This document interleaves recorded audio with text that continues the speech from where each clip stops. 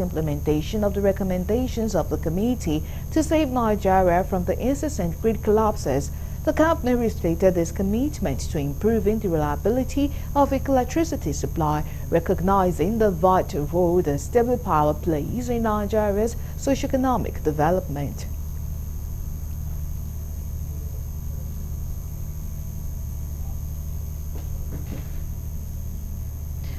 The House of Representatives Committee on Renewable Energy has lamented the incessant power grid collapse in the country.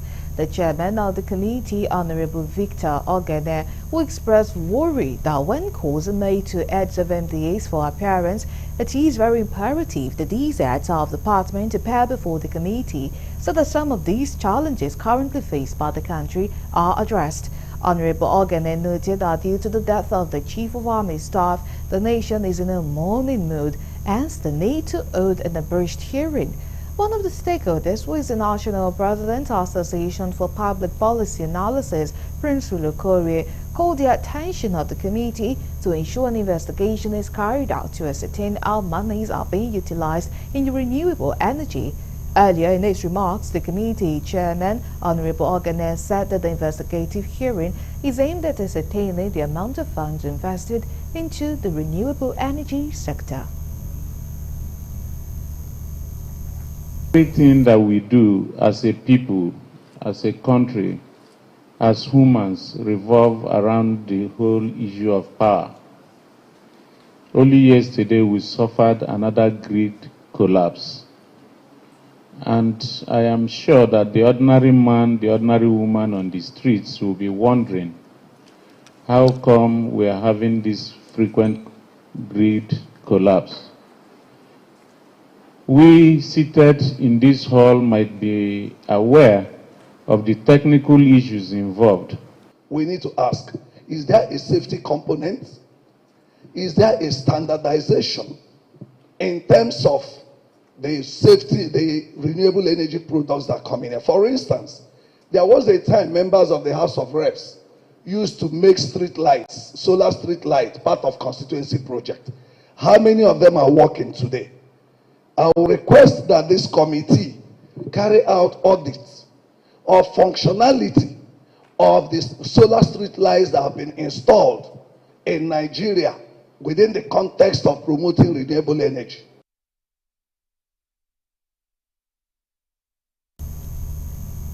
The House of Representatives Committee on Urban Development has raised concerns regarding the ownership and structure of Infrastructure Bank PLC, which provides financial support for key long-term infrastructure projects. During an oversight visit, Committee Chairman Honorable Awaji Inombe Kabiante noted that while the bank, formerly known as Urban Development Bank of Nigeria PLC, was established in 1992 under Decree No. 51, there is no legislative backing for its name change or ownership adjustment, which were made by the Federal Executive Council (FEC), a non-legislative body. The bank, which has a unique ownership structure including private sector, federal, state and local government stakeholders, as well as the Nigerian Labour Congress, has seen reductions in government-held shares. Abiante emphasized that government-backed institutions like this bank should operate under clear legal authorization to effectively support urban development. The committee requested details on the bank's transformation-funded projects, partnership with donor agencies, and fund utilization. Acting Managing Director of Infrastructure Bank, Nkeru Chime, acknowledged the committee's role in shaping urban policies, addressing environmental issues, and overseeing urban renewal initiatives critical to sustainable growth in Nigeria. I am sure you are aware that the very foundation of this bank was legal. It came into being by an instrument of law under the Babangida administration, Decree No. 51, I guess, of 1992. So how did it transform to that name, the Infrastructure Bank? How did it begin to sell off the shares of stakeholders? I have not seen any bill authorizing, even if it is a change of name or the adjustment in the ownership structure. We are aware of the crucial role your committee plays in creating national policies for urban management, addressing environmental degradation, overseeing agencies responsible for urban development, and promoting vital urban renewal and slum upgrading initiatives, which are central to fostering a sustainable and thriving Nigeria. We are happy to take your questions today, take your insights and recommendations as we explore opportunities for collaboration to further our shared mission of advancing urban development across Nigeria.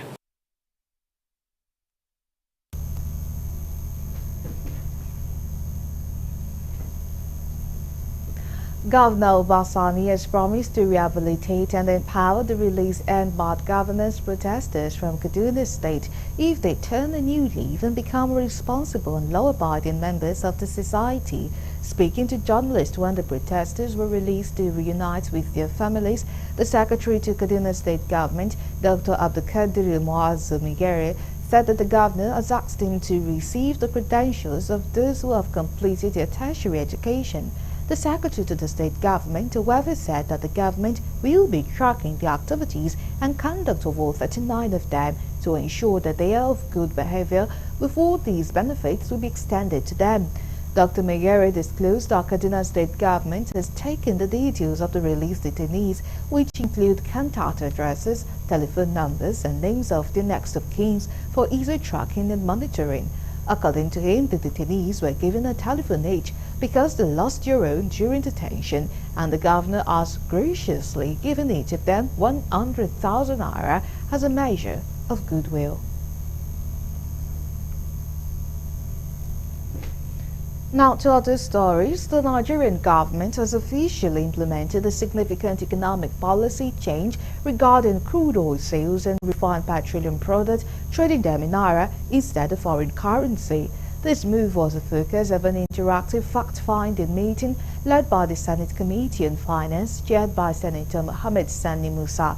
Correspondent Kolojo reports that the key stakeholders, including Minister of Finance Wali Edo, Group Managing Director of the Nigerian National Petroleum Company Limited, Mele Kyari, and CEO of the Nigerian Upstream Petroleum Regulatory Commission, Engineer Gbenga Komolafe, gathered to assess the policy's impact on Nigeria's fiscal stability and medium-term economic strategies. Senator Musa stressed the urgent need for transparency and accountability in resource management, highlighting that trading crude oil in naira is aimed at reducing foreign exchange dependency while promoting local refining capacities.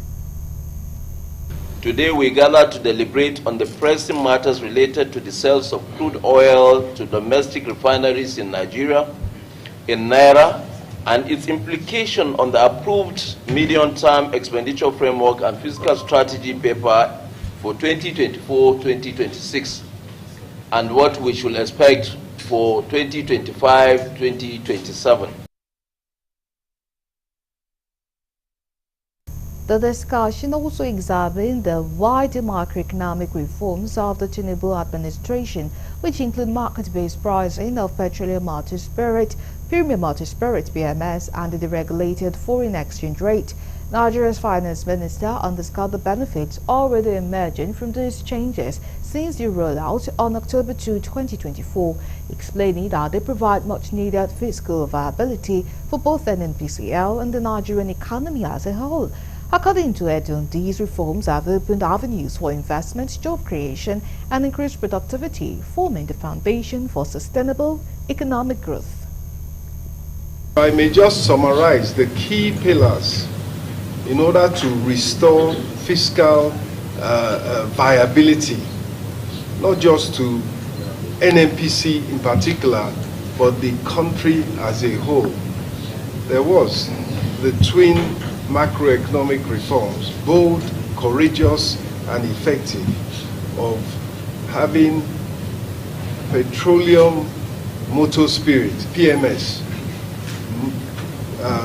a market-based price, market pricing of PMS. You're still on to the news on Galaxy TV. Coming up next.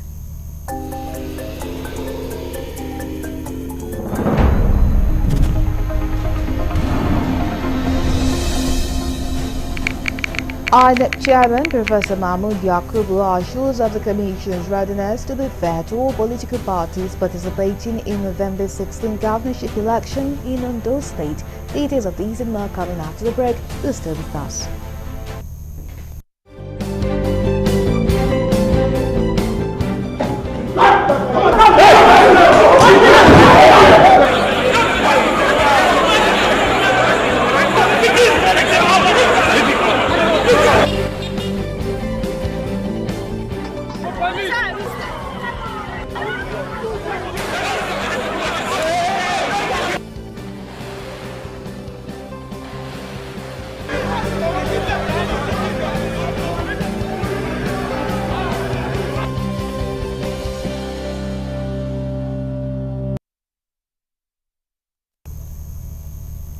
We are glad to have you back. Now for more updates and latest news, please visit our website www.galaxytvonline.com. Connect with us on our X handle at Galaxy TV. Subscribe to our YouTube channel, youtube.com/GalaxyTV News. You can follow and interact with us on our Facebook page, facebook.com/GalaxyTV. Remember to follow and tag us on our Instagram page at Galaxy TV. Our social media platforms are user-friendly and can always accommodate you live updates and comments, as you can easily scan our IG QR code. Now to the story teased earlier.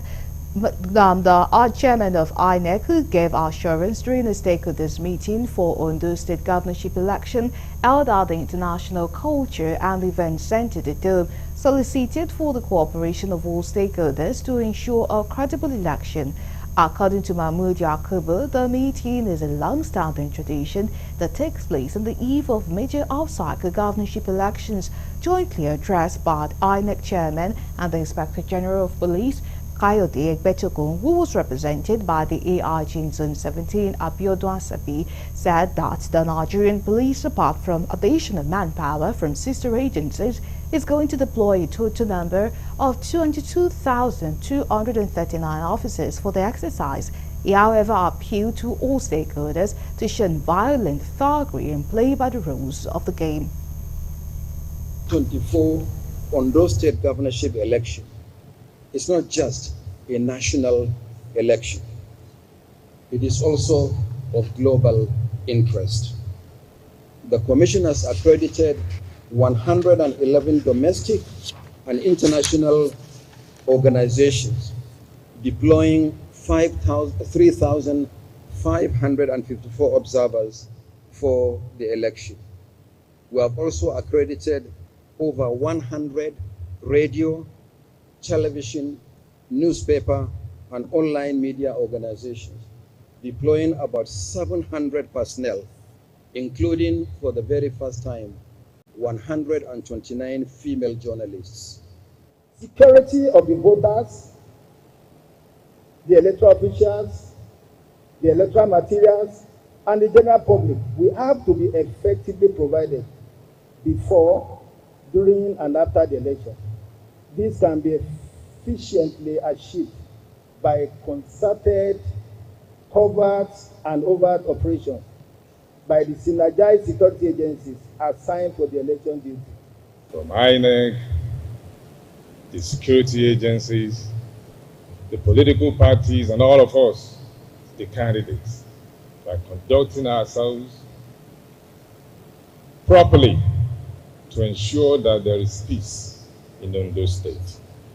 The people of Ondo State, we're going to have a peaceful election by the grace of God Almighty. Thank you so much.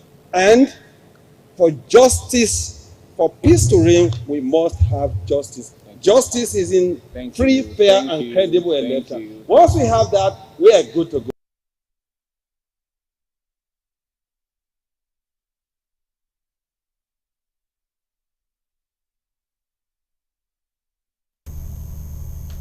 The federal government has signed a Memorandum of Understanding MOU with China-based firm to begin local production of HIV diagnostic kits in Nigeria.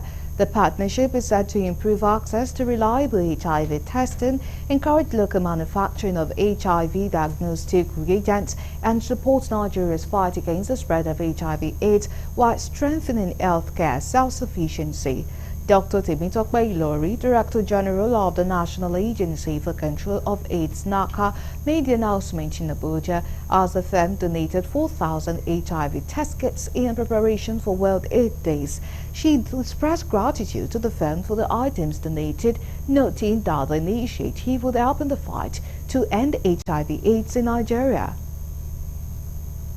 It's another HIV commodities, and I want to commend you for that initiative. And we look forward to having your domestic plant here in Nigeria.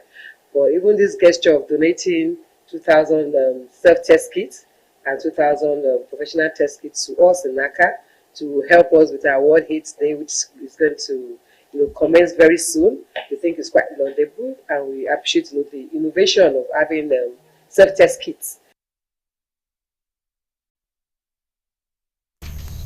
In his remark, country representative Bravo Otorabro explained that the test kit comprises of both self-testing and professional use kits aimed at enhancing healthcare and support HIV prevention efforts in Nigeria.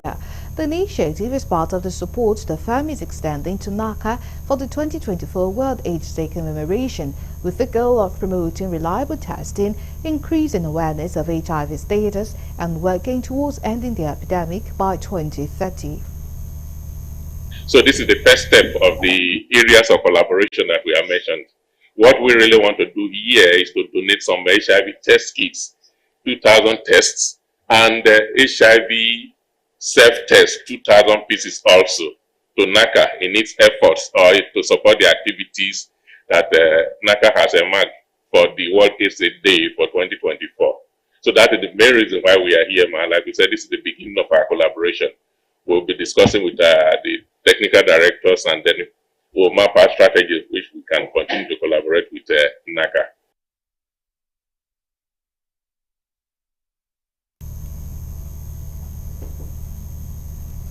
Nigeria's Minister of State for Works, Bello Mohammed Gorinyo, has urged the management of the Federal Roads Maintenance Agency, FEMA, to keep engaging and updating the National Assembly and other stakeholders regularly in order to bridge communication gaps. The minister gave the charge while meeting with the management of FEMA and members of its board, led by the Managing Director, Engineer Chukwuemeka Agbasi, in Abuja. A statement by Mohammed A. Ahmed, Director, Press and Public Relations, Ministry of Works, reviewed.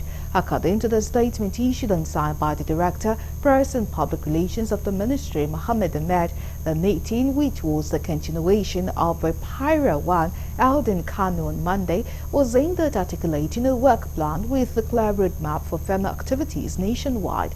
It was also to address the fallout of the invitation by the National Assembly, where the need to upscale communication between the two was emphasized.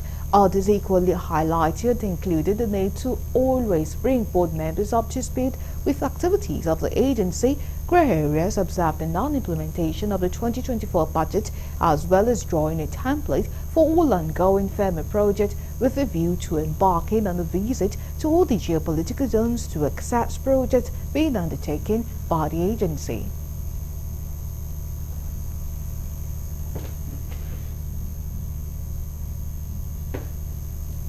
Ogun State Commander of the Federal Road Safety Corps is calling on road users to take personal responsibility for their safety by speaking up in the eventuality of any recklessness during any road trip. The Sector Commander, Ogun FRSC Corps Commander Akinwumi Fashakin, made this known at a town hall meeting, which had in attendance key stakeholders in the transport sector in Abeokuta, the Ogun State capital. With the theme, Speak Up Against Dangerous Driving, Crashes Kill More Passengers Than Drivers, the Corps Commander encouraged road users of safe use of the road at all times. On his part, the Ogun State Secretary, Road Transport Employers Association of Nigeria, noted that over 60% of crashes are caused by humans, stressing that transporters have deployed means to now eradicate road crashes. Between August and October, we had like 181 crashes. in Ogun State, and with 97 deaths. So that to us is still on the high side. We want a state whereby there will be zero death. There will be zero death. Even if accidents if road crashes should occur, there should be zero death. Crashes kill more passengers than drivers. How can they activate this picking up? It can be activated through offline and online. Like this, the Ogun State FRSC is doing today is an offline aspect of it, town hall meeting. They can go to parks and administer questionnaires to people. They can organize focus group discussion for passengers. And I'm advising that they should go to the grassroots and communicate with people in their mother's tongue. On his part, the Commissioner for Transportation in Ogun State, Engineer Gbenga Dairo, said government is constantly engaging stakeholders towards ensuring that road crashes are brought to its barest minimum. He, however, urged drivers and road users to be cautious at all times, as well as pay attention to safety measures on the road. And oftentimes with the increase in activities, increase in number of accidents and crashes. It's an opportunity for us again to remind all road users of the need to pay particular attention to safety. Safety in terms of their behavior when they drive their vehicles, safety in terms of the roadworthiness of their vehicles before they put them on the road, safety in terms of their mental capacities even before they take control of vehicles. And the theme for this year's event is also about passengers, road users speaking up when they see, observe, or notice.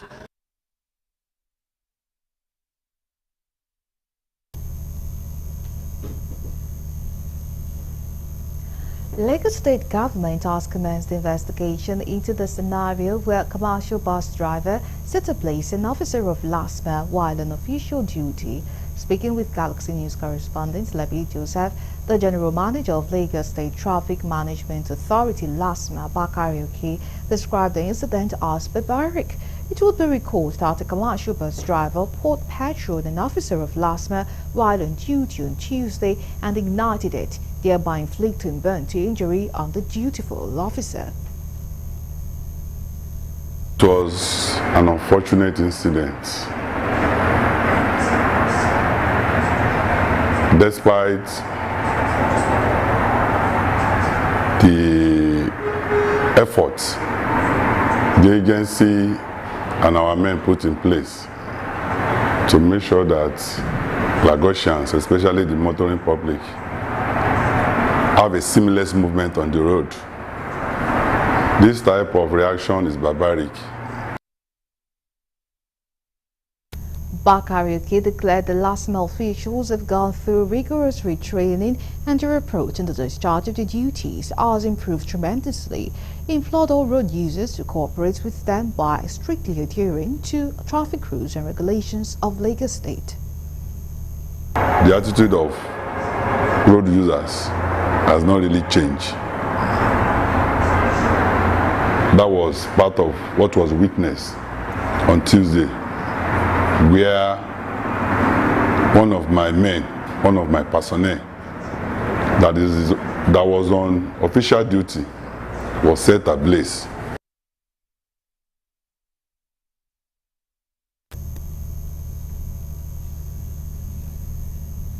The Inspector General of Police, Kayode Egbetokun, has ordered officers and men of the Nigerian Police Force to wear black bands for a 7-day mourning period in honor of the late Chief of Army Staff Lieutenant General Taoreed Lagbaja. The police boss gave the directive in a statement issued on Thursday by the Force Public Relations Officer, Muyiwa Adejobi. Adejobi said the directive is to honor Lagbaja, who showed gallantry, dedication and passion in the fight against the insurgents in the country during his lifetime. This directive is to pay tribute and honor the late general who has shown gallantry, dedication and passion for fighting violent crimes and insurgency in Nigeria. He was a great leader who deserves to be honored by all means, he said.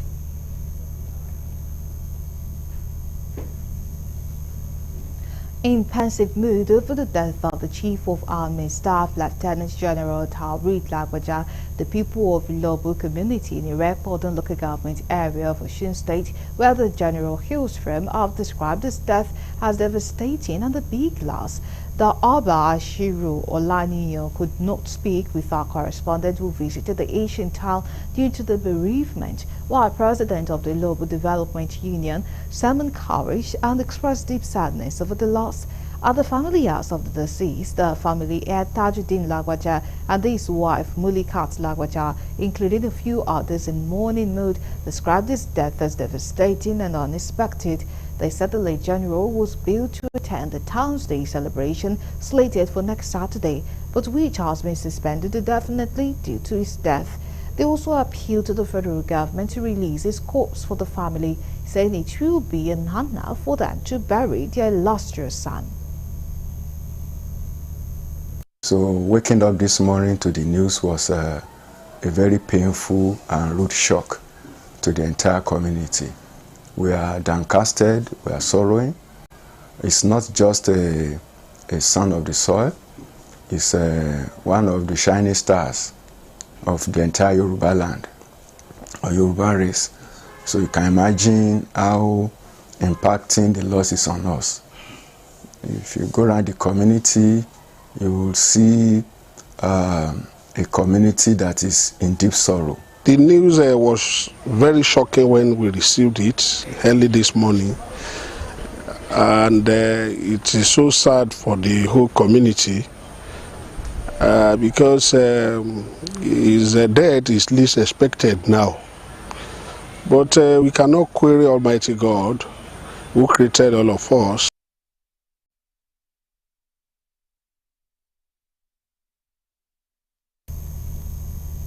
You're still on to the news in Galaxy TV. Let's go on a break. When we come back, the news continues to stay with us.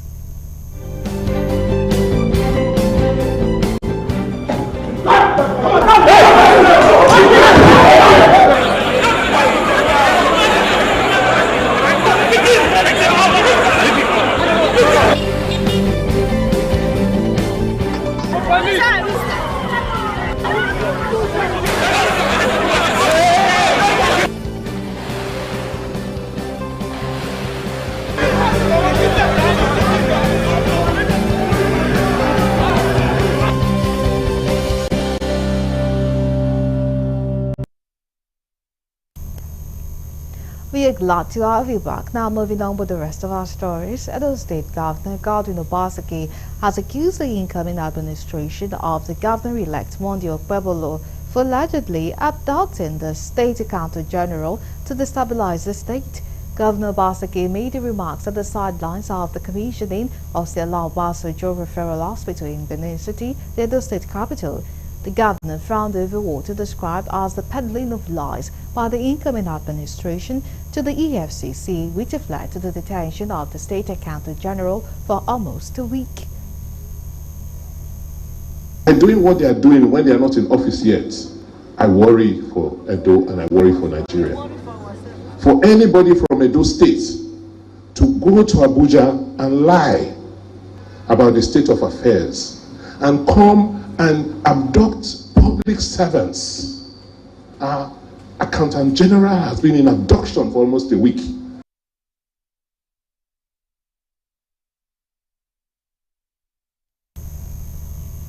In a renewed push against corruption within Nigeria's financial sector, investigative journalists have been urged to intensify scrutiny of financial policies and regulations.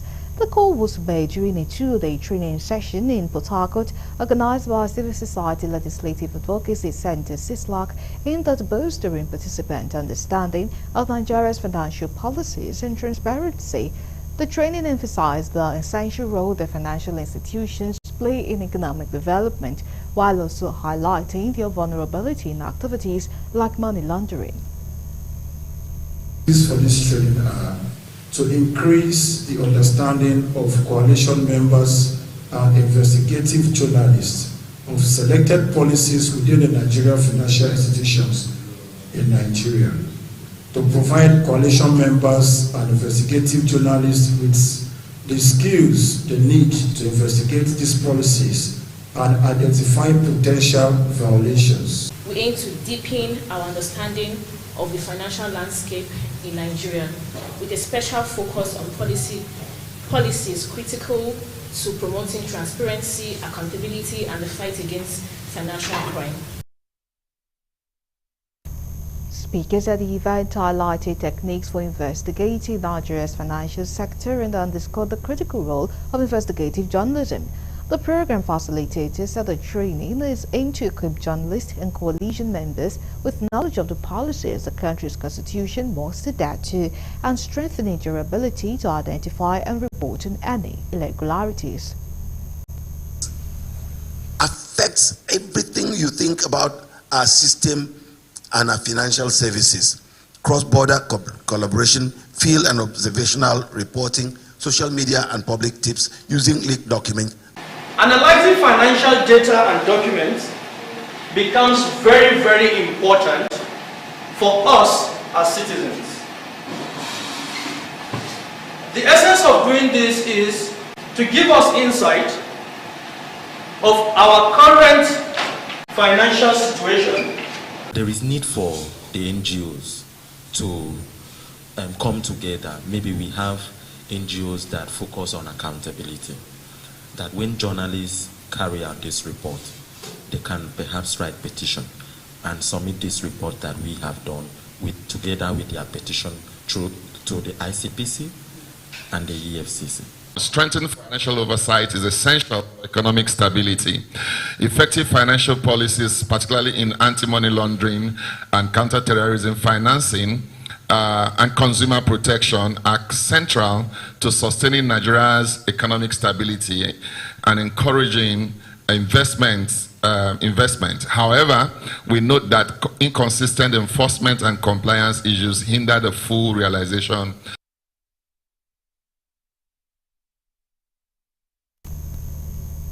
Now we move to the international desk for the news.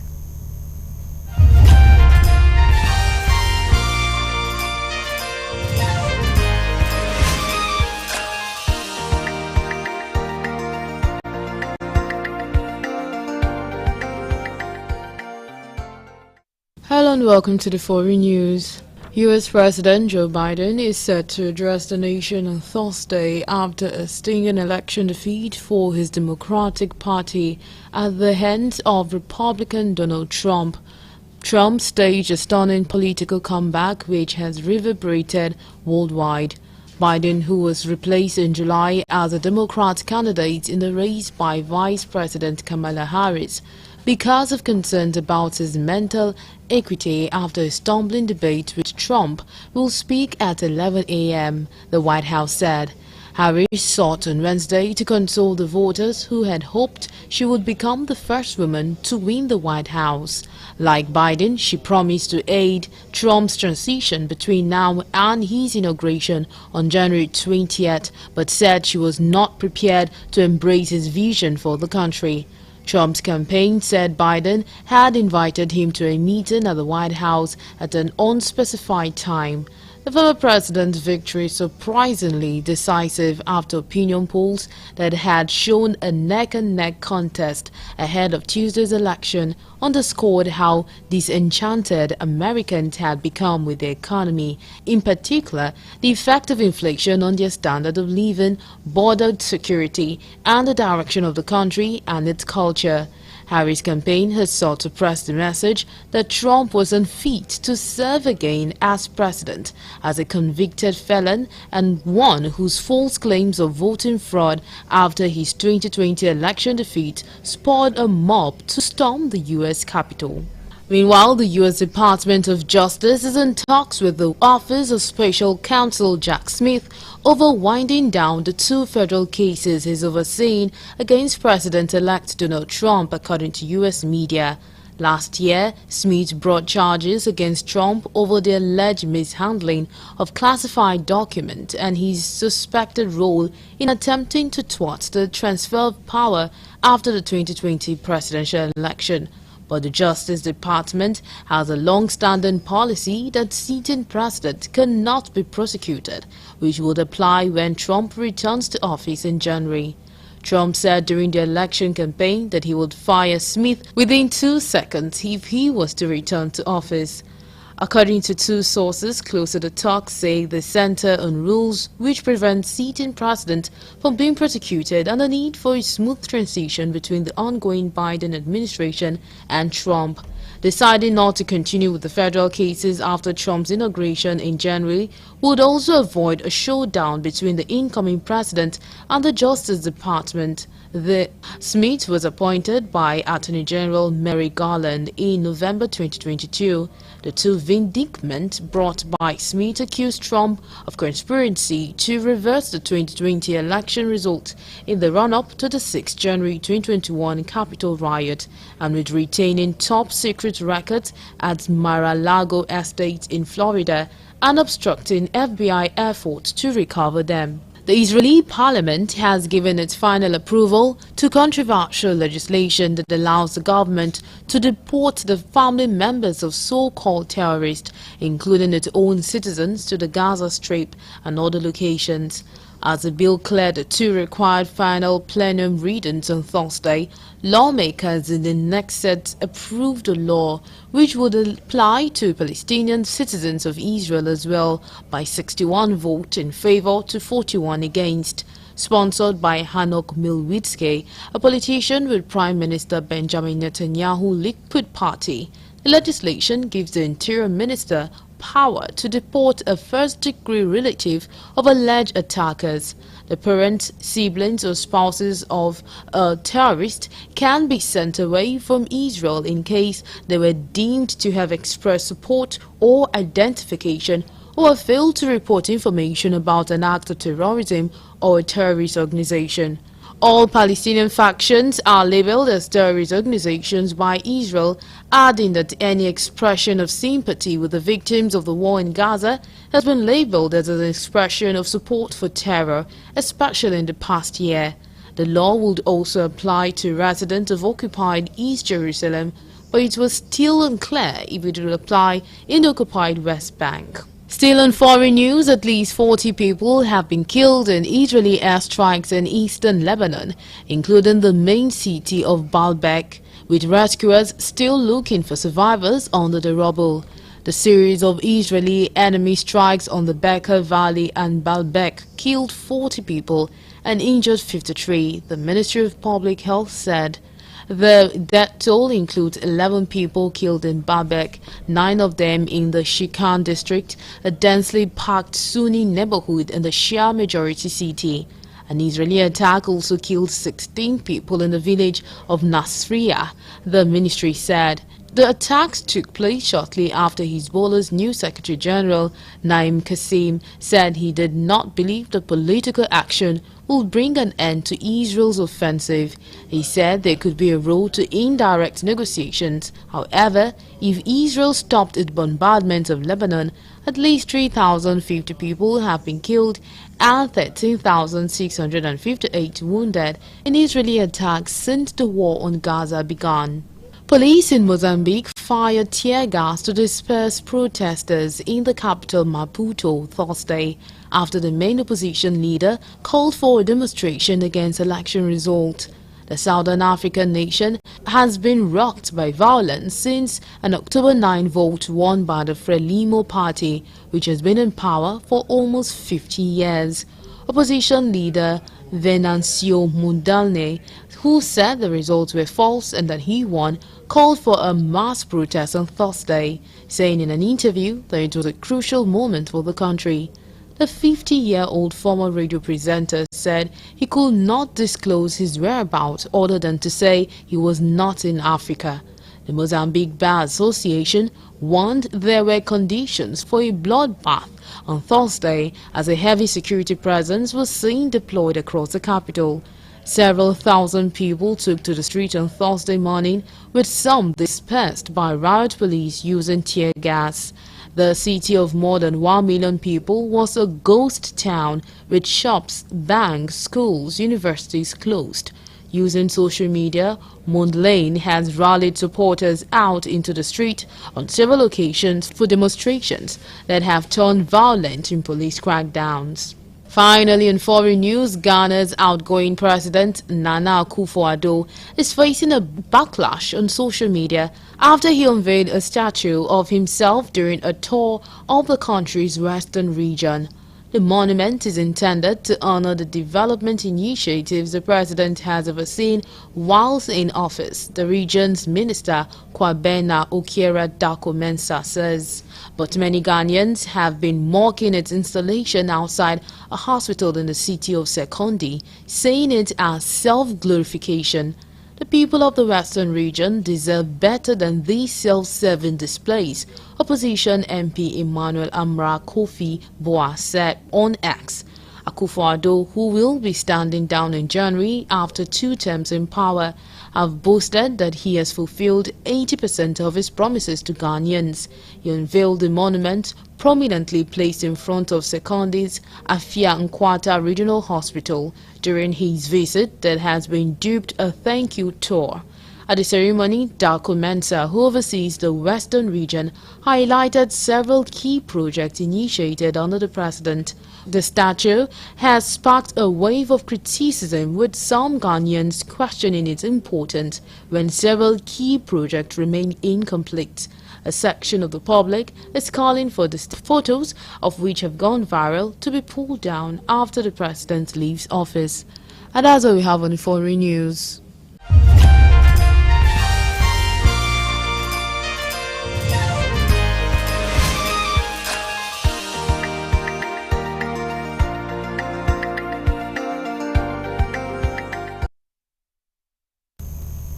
Coming your way next, entertainment news.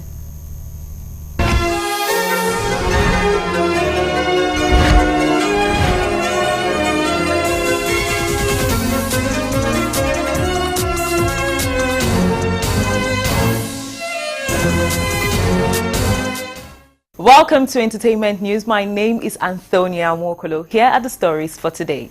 Congratulatory messages are pouring for Nollywood actress Esther Kalijaye as she officially becomes a Canadian citizen. The Yoruba actress, via her Instagram page, revealed the good news as she shared photos of her with her passport and document. Taken to her comment section, many rejoiced with her. Esther Kalijaye isn't the only one who got dual citizenship this year. In March, Nigerian singer Lamborghini officially became a US citizen.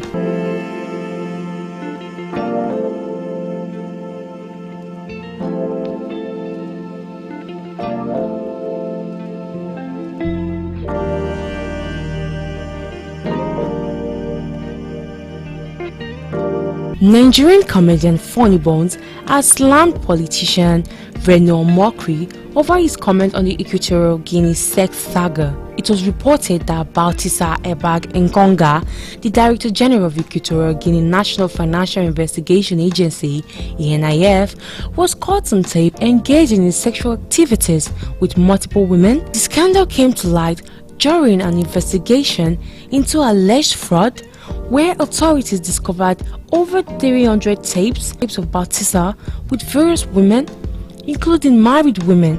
Weighing on it, Labour Party presidential candidate Peter Obi has said that he wouldn't divorce his wife even if she cheats on him. Reno Mokri, reacting to his statement, said if one doesn't care if his wife is having an affair, how will he care if his officials are stealing government money?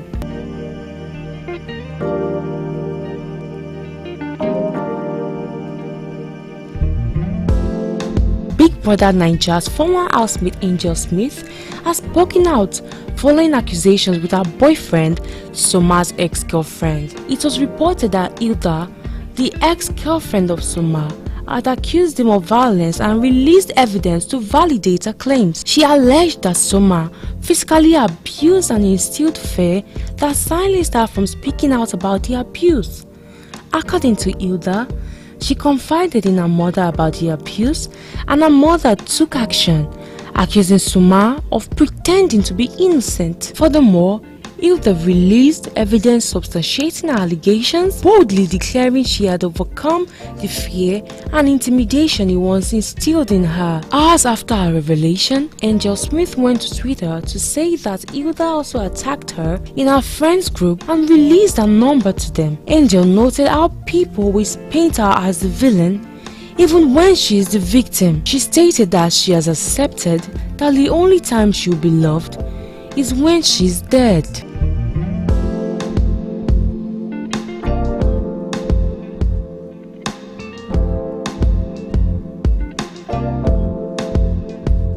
Nollywood actor Yul Edochie has slammed those telling him to keep his marriage off social media. Taking to his Instagram page to vent out, he noted how a person's home could be scattering and he wouldn't be able to fix it, yet be advising people on social media. The controversial actor questioned why people who keep their marriage inside still end up divorcing, calling them psychos. He noted how everyone is an advisor on social media, and he made it known that if he posts his wife 1,000,000 times, it is no one's business.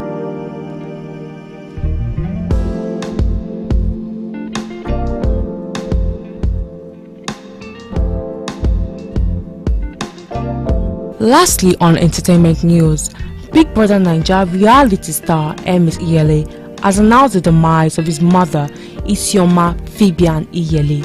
The reality star, via his Instagram page, announced that his mother has died on the 5th of November 2024. He stated that he was making the announcement public so he could properly start his grief, and also because he currently lacks the strength or capacity to handle the situation. He urged the public to pray for them as well as assist them. MS revealed that he was on a work trip when he got the news of her demise and is trying as much as he can to function in the regard of duty that brought him here, while trying to do his part of what needs to be done to see this tragedy through.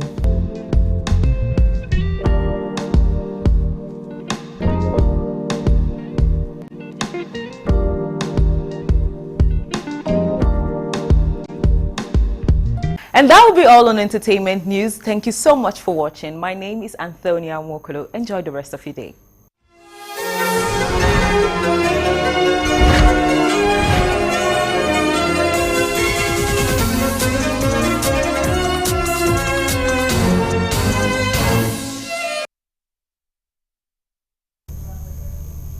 Now, for more updates and latest news, please visit our website www.galaxytvonline.com.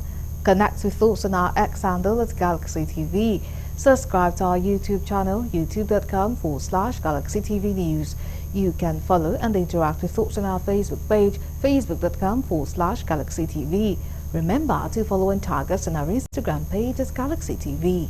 Our social media platforms are user-friendly and can always accommodate your live updates and comments, as you can easily scan our IG QR code.